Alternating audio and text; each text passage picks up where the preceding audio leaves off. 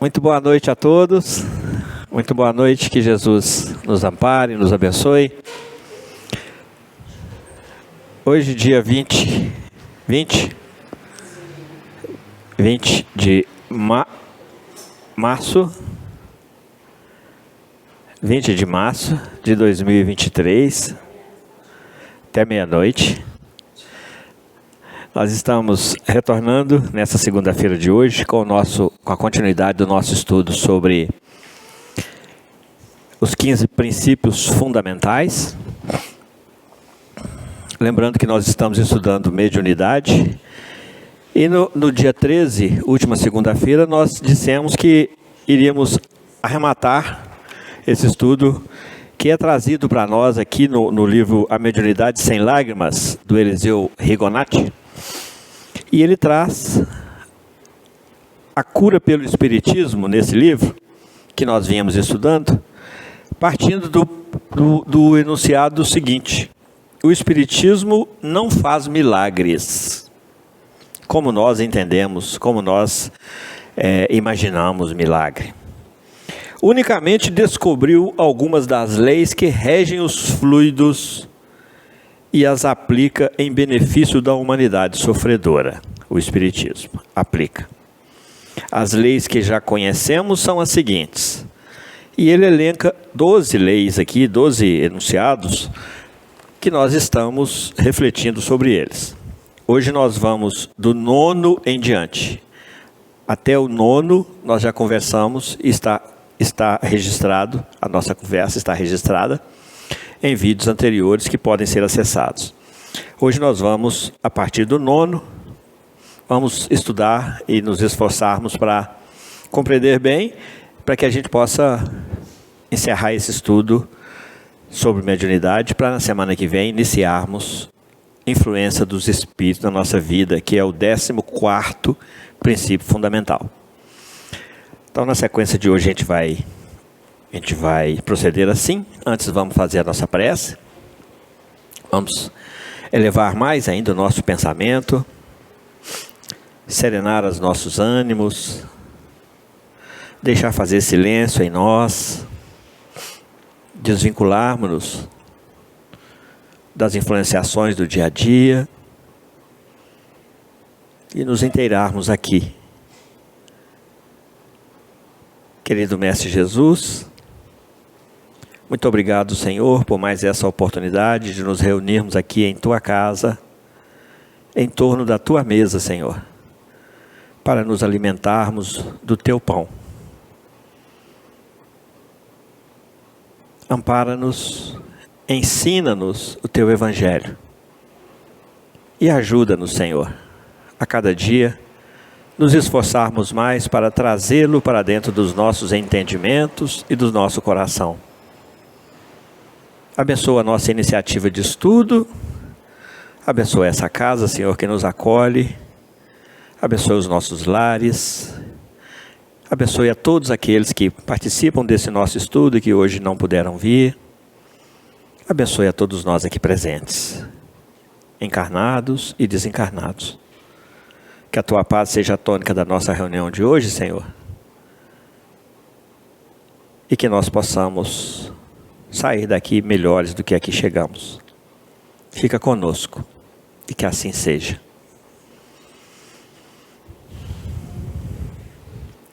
Muito bem. Então vamos na sequência, como já dissemos. Vamos iniciar no item 9, que nós estamos lendo e comentando para a gente não perder o foco. E o item 9 diz para nós que os focos que produzem os fluidos impuros, causadores das doenças, estão localizadas no perispírito. O mal, os vícios e as paixões inferiores produzem manchas em nosso perispírito. Dessas manchas se originam os focos de infecção que arruinarão o nosso corpo nesta encarnação e nas futuras. Por isso, qualquer um de nós pode estar com seu perispírito manchado pelo péssimo modo de viver em encarnações passadas, ou pode manchá-lo agora, se não souber viver dignamente, procurando-se a causa de uma moléstia e não a encontrando na vida presente. A origem estará em uma encarnação anterior. Os Espíritos trazem para nós, por intermédio de Kardec, sobre isso, principalmente sobre esse finalzinho aqui, no Evangelho segundo o Espiritismo, quando traz para nós o termo causas atuais das aflições e causas anteriores das aflições. Focado sempre no 7º princípio fundamental, que é a lei de causa e efeito, e que mostra para nós que todo efeito possui uma causa. E que, se nós estamos vivenciando situações que nos perturbam e que nos incomodam nesse momento, ou se nós estamos vivenciando situações que nos alegram e que nos animam também nesse momento, essas situações são efeitos de causas que nós geramos anteriormente. Obviamente que a causa antecede o efeito. O efeito, obviamente, é uma consequência dessas causas. E a gente, às vezes, vivencia situações aqui, hoje, que não compreendemos muito bem. Nós estamos falando da humanidade como um todo, que se perturba muito mais por não compreender do que pelo sofrimento, porque o emocional conta muito nessas horas. E a gente, quando não compreende, é porque não tem o conhecimento, e o conhecimento, se o conhecimento falta, o desentendimento, obviamente, prevalece, e daí o desespero, daí a revolta, daí a rebeldia, daí a blasfêmia, muitas vezes até a blasfêmia contra Deus, porque se o efeito surgiu é porque tem uma causa. É isso que esse item 9 está falando. E essas causas, elas estão registradas em algum lugar em nós. E os Espíritos nos ensinam que esse registro, ele é cravado na nossa consciência e grafado, registrado, tipificado no nosso perispírito. Então, como em cada uma reencarnação, o perispírito é forma do corpo físico, lá desde a fecundação, em cada reencarnação, o perispírito possui essa função de ser forma, de ser que o Hernando Guimarães de Andrade chama de MOB, é modelo organizador biológico. Isso quer dizer que o perispírito é essa forma biológica. O nosso corpo é uma cópia fiel desse perispírito. Esse perispírito é uma forma para moldar o nosso corpo em cada uma das nossas reencarnações. E ele vem moldando o nosso corpo, imprimindo no nosso corpo físico as marcas que ele traz em si, que por sua vez são transmitidas pela nossa consciência para o perispírito. Nós não somos unos, nós somos trinos. Nós somos espíritos, possuímos um corpo intermediário chamado corpo espiritual, que a gente, como espírito, está sempre nele ou com ele, sempre vinculado a ele. Onde o espírito vai, ele se apresenta com esse corpo espiritual. No plano espiritual, ele se apresenta e age e atua o tempo todo utilizando esse corpo espiritual chamado perispírito. quando nós sonhamos, quando nós nos desdobramos de alguma forma e adentramos o plano espiritual, nós vemos, lidamos e abraçamos e comunicamos com outros conhecidos, que muitos deles até já desencarnaram. Alguns ainda não desencarnaram e estão entre nós, e que a gente se encontra no plano espiritual para os mais diversos fins, utilizando esse corpo espiritual, esse perispírito, que a gente consegue realizar isso, porque o perispírito é um instrumento de comunicação, um instrumento de ação do espírito. É uma outra função dele, que é a função instrumental. Ele tem 4 funções. Tem essa função instrumental, que é exatamente de servir de instrumento para a aplicação, inclusive, da justiça divina. O perispírito é um instrumento de aplicação da justiça divina. E aqui nesse item 9 está falando exatamente desse instrumento de aplicação. Não é que Deus vai se vingar através do perispírito, não. É o nosso Deus interior, que a nossa consciência se conflita com Ele, e surge essa necessidade de nós reharmonizarmos a natureza, o universo que nós desarmonizamos, e aí vem as ações de consertar, de ajustar, de refazer melhor, então não é pagamento, não é castigo, não é uma obrigação, não. É um mando da nossa própria consciência. É uma resposta que cada um de nós dá a uma cobrança íntima,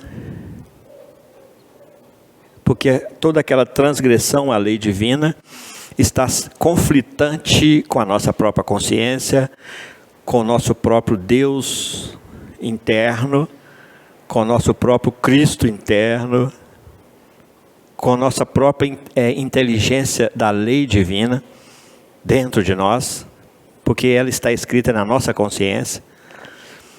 Então, à medida que a gente vai entendendo isso, compreendendo isso, a gente vai também compreendendo melhor os episódios agradáveis e desagradáveis que vão surgindo na nossa vida. Então, o que ele está falando nesse item 9 é que nós, com a nossa conduta, com o nosso procedimento, com as nossas escolhas, muitas vezes nós acertamos a lei divina, mas muitas vezes nós erramos a lei divina. Muitas vezes nós conseguimos satisfazer a lei divina, mas muitas vezes nós contrariamos essa lei divina. E nós, como individualidades, somos livres para fazer, para escolher, para agir, mas nós somos responsáveis pelas nossas escolhas e pelas nossas ações.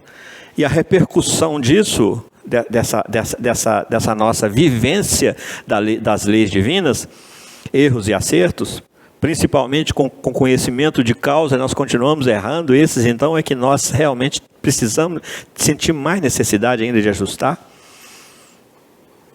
nas oportunidades que temos, oportunidades essas reencarnatórias, porque muitas vezes nós chegamos ao plano espiritual com a consciência muito pesada e não conseguimos caber no plano espiritual e necessitamos de voltar para cá para poder arrumar isso, porque foi aqui. Essas transgressões aconteceram aqui, em encarnações passadas, e deixaram registros em nossos perispíritos que se manifestam em reencarnações atuais. E isso falando de causas anteriores das aflições. Mas nessa vida nós continuamos em ação, nós continuamos livres, continuamos responsáveis, continuamos ativos e continuamos acertando a lei divina e errando a lei divina. Então, como no passado há registro do nosso perispírito, no presente não poderia deixar de haver o registro, porque é da natureza própria da vida. Então nós temos consequências manifestas em nosso corpo nessa encarnação, de vidas passadas, de transgressões, de registros de vidas passadas, e temos também as de agora, porque nós não acertamos sempre aqui também. Nós cometemos equívocos aqui. nós transgredimos leis divinas aqui. Isso vai sendo registrando e se acumulando conflitantemente no nosso perispírito, que por sua vez reflete no nosso corpo físico em forma de moléstias. Então, quando nós estudamos perispírito, lá na questão 14, no capítulo 14 do livro A Gênese, que é um dos livros do Pentateuco espírita, lá vem dizendo, afirmando isso para nós, que a origem, a raiz, a causa,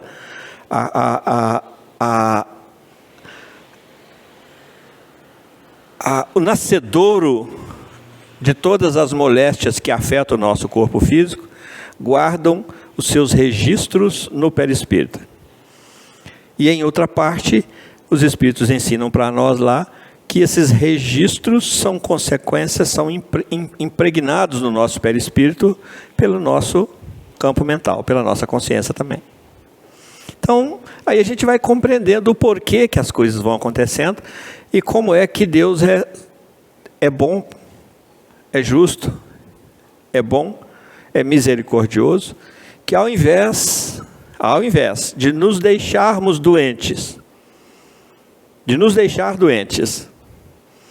ou ao invés de nos mandar para o inferno como nós achávamos que mandava, aí Deus nos devolve para dentro de nós mesmos, nos oportuniza outra encarnação, ou seja, nos manda de volta para a escola para a recuperação.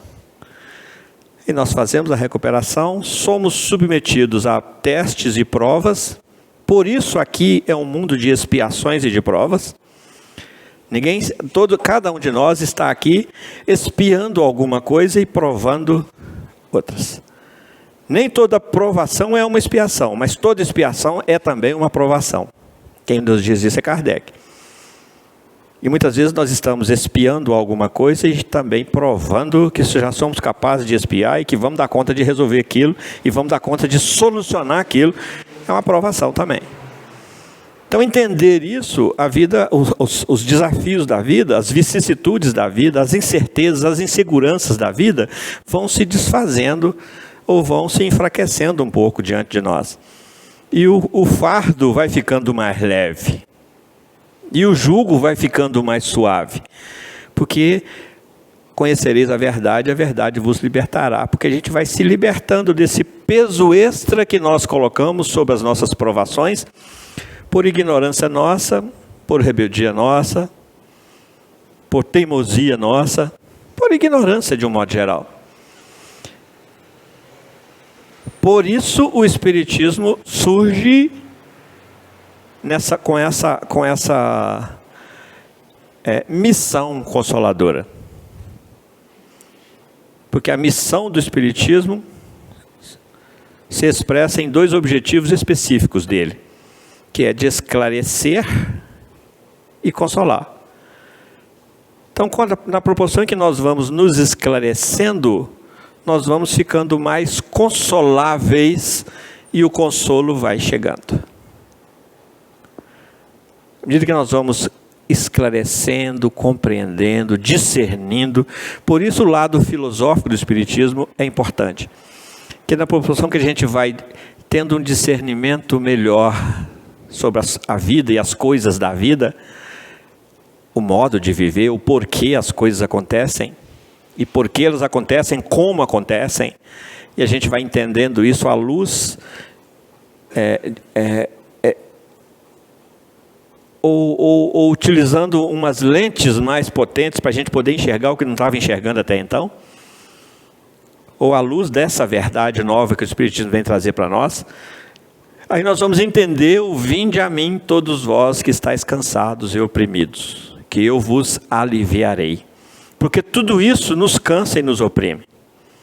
E se nós caminhamos na direção de Jesus, buscando o entendimento e consequentemente o consolo, nós vamos ficando mais mansos e mais consoláveis. Porque ninguém revoltado é consolável.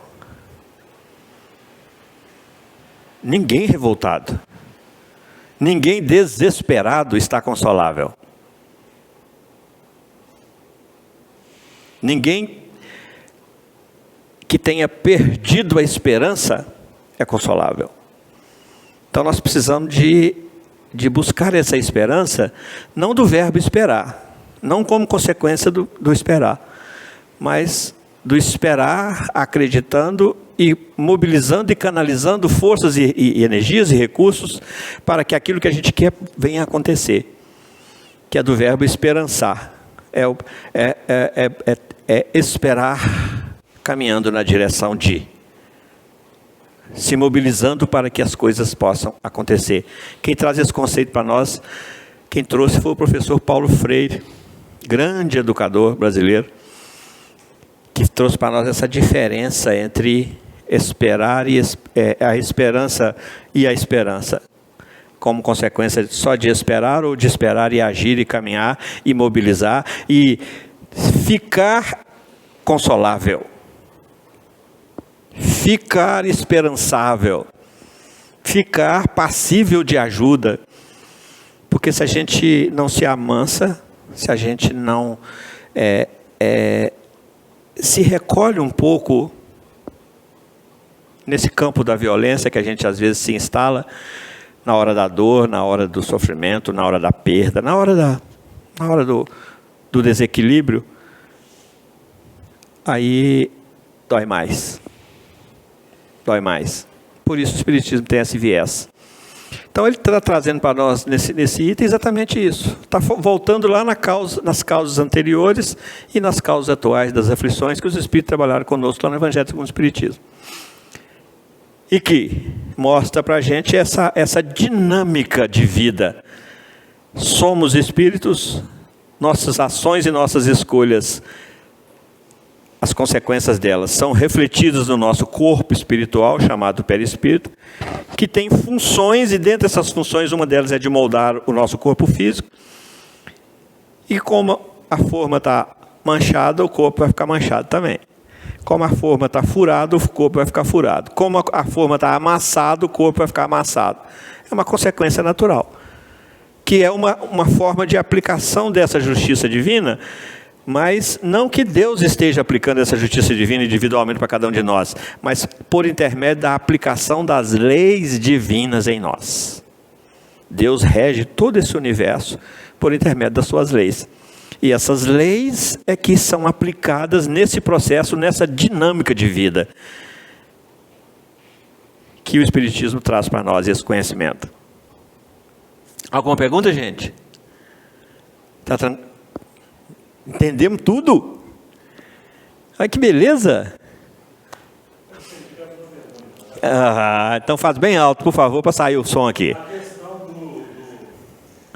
das causas anteriores às causas atuais das aflições. Sim. Eu posso chegar na ação, eu já faço de errado, agora já começo a pagar agora, ou eu posso parcelar em várias para frente?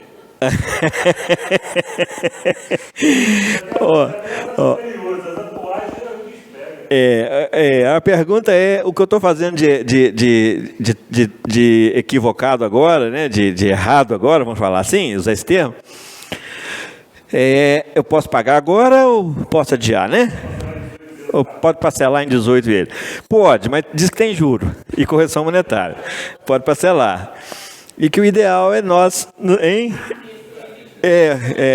E que o ideal é nós já irmos resgatando isso na medida em que vamos percebendo que estamos equivocados, que a gente vá retrocedendo e ajustando isso dentro da nossa própria consciência. Daí a necessidade da gente lembrar muito da questão 919 do Livro dos Espíritos, quando eles tratam conosco sobre o autoconhecimento, do conhecermos-nos a nós mesmos. Nós só vamos entender essa questão quando a gente realmente voltar para essa autoavaliação contínua da nossa vida. E quando a gente descobre, a nossa consciência começa a cobrar e nós não damos conta de continuar fazendo errado, e quando damos conta não é do mesmo jeito, e é um processo que vai se regredindo até que seja totalmente. Mas, voltando na sua pergunta, há um ditado muito conhecido que diz que aqui se faz, aqui se paga. Então, pagar aí é pobreza de linguagem nossa. Aqui se faz de erros e aqui também se volta para consertar. Se reajusta, se conserta. Então, a gente pode sim, e certamente estamos adiando muita coisa para vidas futuras. Muitas que nós ainda nem percebemos e que lá na frente virão nos incomodar, porque as coisas na vida têm a importância que a gente dá a elas, e agora às vezes a gente não dá importância a uma transgressão, achamos isso, jogamos isso no campo da normose, né? Achamos isso muito normal, mas lá na frente com outras lentes, outra visão, nós vamos voltar e recapitular isso e falar, opa, tem coisa para consertar aqui, tem coisa para ajustar aqui. Então o que nós precisamos de entender é que o processo é dinâmico, e que a gente está ainda errando e acertando sim, mas que há uma força a nos puxar contínua e permanentemente para frente e para o alto. Essa força é a atração divina exercida sobre nós por intermédio da sua lei, da lei divina chamada lei do progresso, lei da evolução, do progresso.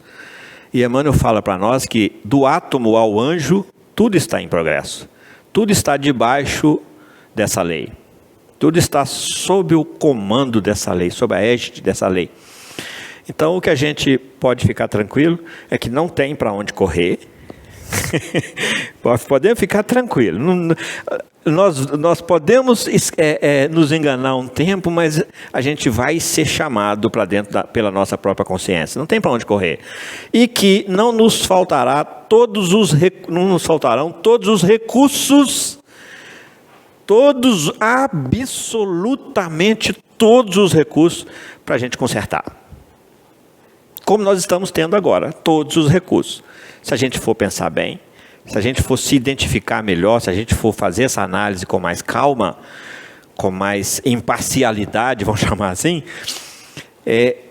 conosco mesmo, né? Imparcialidade, a gente às vezes é muito parcial com a gente mesmo. Se a gente for fazer essa análise com mais imparcialidade, nós vamos perceber, como o Chico, inclusive, já nos salientou, que nós estamos no lugar que precisamos estar, no tempo que precisamos estar, aqui, nessa encarnação, com as pessoas que nós precisamos nos reconciliarmos com elas, no trabalho que nós necessitamos para nossa, porque aqui é uma oficina de trabalho também, nos processos de aprendizagem que nós precisamos, nós estamos exatamente neles, se a gente for observar.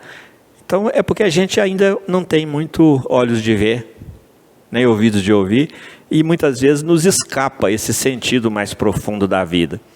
Então Francisco Cândido Xavier fala para nós sobre isso, para a gente se analisar melhor, porque pode despertar em nós, no lugar dessa angústia, no lugar dessa insatisfação que a gente às vezes vive, pode despertar em nós, à luz desse entendimento novo, um sentimento novo também.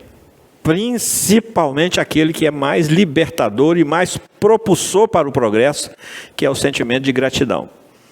Porque se a gente for observar, nós estamos aqui fisicamente perfeitos, com tudo funcionando no nosso organismo, no nosso corpo. Nós estamos num país que não precisamos nem de comentar. Nós estamos em volta de pessoas que são as necessárias e que, guardando a diversidade que nos caracteriza, porque cada um é diferente um do outro, nós estamos progredindo juntos, caminhando juntos. Então o que a gente precisa é de evangelizar mais essa vida. Evangelizar. As pessoas que nos convidam a caminhar com elas uma milha, que a gente escute Jesus nos recomendando caminhar 2. As pessoas que vêm nos pedir a capa, a túnica, ofereçamos também a capa. Aquelas que exigem de nós um pouco mais do que a nossa tolerância dá conta, que a gente reveja o nosso grau de tolerância e ofereça um pouco mais além do que elas pedem. A recomendação dele é essa. Isso tudo em contrapartida ao que nós ouvimos dos antigos, de olho por olho, dente por dente, quando ele vem e fala assim: eu, porém, vos digo, não resistais ao mal. Se alguém te ofender numa face, ofereça a outra. Que a gente comece a despertar em nós um pouco mais de compreensão e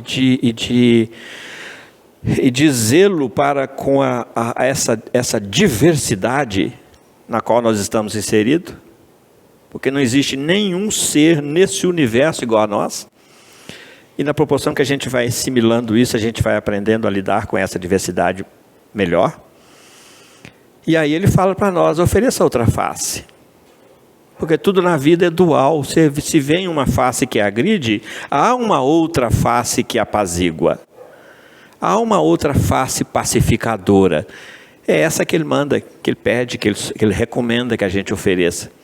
E aí ele complementa: se alguém te convidar a caminhar com ele 1 milha, vai com ele 2.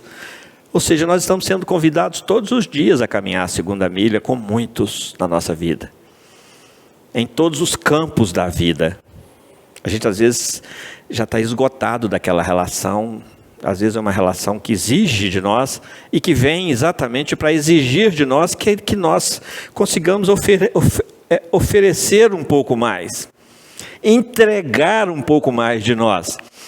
Aí ele fala: caminha a 2ª, porque na 2ª o processo pode se inverter, pode ficar mais leve, pode haver um apaziguamento, porque se você interromper agora esse processo, essa reconciliação, então você falando para mim, né? Ele falando para mim: você, se não resolver isso agora, você vai deixar isso para resolver depois.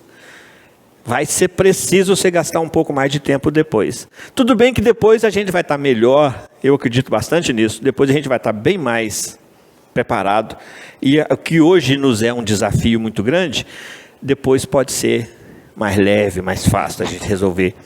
Então, falando de todos os campos dissidentes da vida, tá, gente? De todos os valores que se contrapõem, de todos os comportamentos, de todas as atitudes, de todas as escolhas. Nós não somos obrigados a fazer agora, não. Nós podemos deixar para depois? Podemos, mas com uma consciência. Se for realmente importante, eu vou ter que voltar para resolver. E com essa consciência, já irmos armazenando recursos para resolver isso lá na frente.